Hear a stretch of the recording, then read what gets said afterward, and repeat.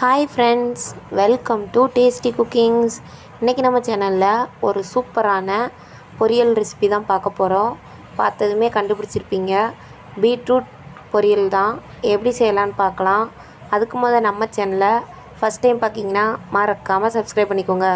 கூடவே வர bell icon பட்டனை கிளிக் பண்ணிக்கோங்க.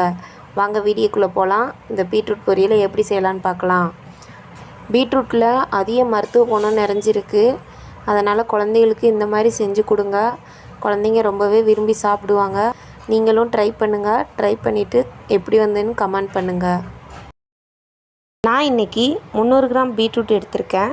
உங்களுக்கு எவ்வளோ அளவு வேணுமோ அந்த அளவு எடுத்துக்கோங்க. இப்போ ஒரு நைஃப் வச்சு இந்த பீட்ரூட் மேலே உள்ள தோலெல்லாம் நம்ம ரிமூவ் பண்ணிடுவோம். நான் இந்த மாதிரி ரிமூவ் பண்ணிக்கிறேன். பீட்ரூட்டில் நிறைய சத்து இருக்குது. குழந்தைங்கள்லாம் நல்லா சாப்பிட கொடுக்கலாம். அதனால் இந்த மாதிரி பொரியல் செஞ்சு கொடுத்தா குழந்தைங்க விரும்பி சாப்பிடுவாங்க. இந்த பீட்ரூட் பொரியல் பார்த்திங்கன்னா அவ்வளோ ஒரு சூப்பராக இருக்கும். இப்போ இந்த மாதிரி தோல் சீவி எடுத்துகிட்டு வந்தாச்சு. இது இந்த மாதிரி நம்ம கட்ரு வச்சுருப்போம் பஜ்ஜி போடுறதுக்கெலாம். இந்த கட்டரில் நம்ம பீட்ரூட்டை இந்த மாதிரி துருவல் மாதிரி துருவி எடுத்துக்கிடுவோம். இது கொஞ்சம் நீட்னஸாக இருக்கும். இந்த மாதிரி பண்ணும்போது பார்க்கலே நம்மளுக்கு சாப்பிடணும் போல் தோணும். இப்போ பாருங்கள், அழகாக துருவி எடுத்தாச்சு. எவ்வளோ அழகாக இருக்குது பார்த்திங்களா. இப்போ ஒரு பேன் அடுப்பில் வச்சுருக்கேன். இந்த பேன் ஹீட் ஆகும். இந்த பொரிக்கிறதுக்கு தேவையான அளவு ஆயில் ஆட் பண்ணிக்கலாம். நான் இப்போ ஆயில் ஆட் பண்ணிக்கிறேன். இந்த பீட்ரூட் பொரிக்கிறதுக்கு தேவையான ஆயில் ஆட் பண்ணியிருக்கேன். இப்போ இதை ஆயில் ஹீட் ஆன பிறகு நம்ம ஒரு அரை டீஸ்பூன் கடுகு ஆட் பண்ணிக்கலாம். இப்போ நான் கடுகு ஆட் பண்ணிக்கிறேன். இந்த கடுகு நல்லா பொரிஞ்சு வரட்டும். நம்ம ரசம் கட்டிப்பருப்பு வைக்கிற அன்றைக்கி இந்த மாதிரி பொரியல் செஞ்சோம்னா சூப்பராக இருக்கும். இப்போ நான் ஒரு 7 வத்தல் கிள்ளி போட்டிருக்கேன். நீங்கள் வத்த பொடியும் போடலாம். இந்த மாதிரி பச்சை மிளகாவும் கட் பண்ணி போடலாம். ஒரு இனுக்கு கருவேப்பிலை உருவி போட்டுக்கோங்க. இது நல்லா ஓரளவு கிளறி விட்டு ஒரு 1/4 ஸ்பூன் இல்லை அரை ஸ்பூன் சீரகம் சேர்த்துக்கோங்க. சீரகம் நல்லா வாசமாக இருக்கும் கூட்டுக்கு. இப்போ இதை ஒரு லேசாக கிளறி விட்டுக்கோங்க இந்த மாதிரி. இப்போ நான் மீடியம் சைஸ் பல்லாரி ஒன்று நறுக்கி வச்சதை ஆட் பண்ணிக்கிறேன். நீங்கள் பீட்ரூட் எவ்வளோ எடுக்கிறீங்களோ அதுக்கு தகுந்த மாதிரி வெங்காயம் எடுத்துக்கோங்க.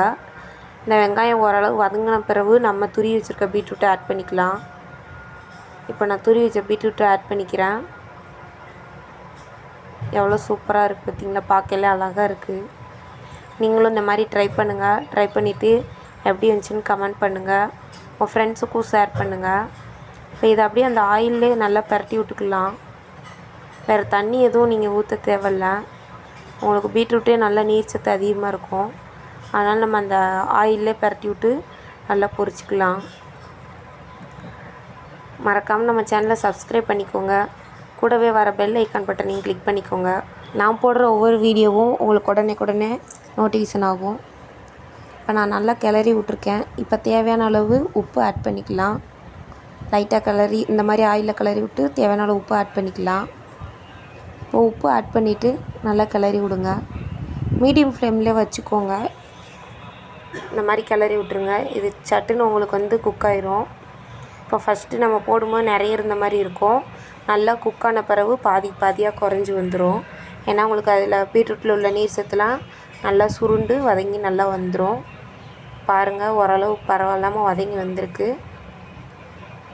இப்போது வதங்கி வந்ததுக்கப்புறம் நான் இது கொஞ்சம் லுக்காக இருக்கிறதுக்காக நான் தேங்காய் பூ இந்த மாதிரி சீவி ஆட் பண்ணியிருக்கேன். இது வேணும்னா ஆப்ஷனல் தான். வேணுன்னா ஆட் பண்ணிக்கோங்க, வேண்டாட்டா ஸ்கிப் பண்ணிடுங்க.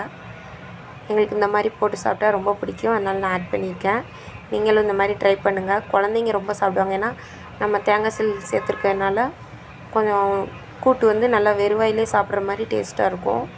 ரொம்பவே அட்டகாசமாக இருக்கும். ட்ரை பண்ணுங்கள் மறக்காமல். பாருங்கள், ரெடி ஆகிட்டு. அவ்வளோதான் நம்ம பீட்ரூட் பொரியல்.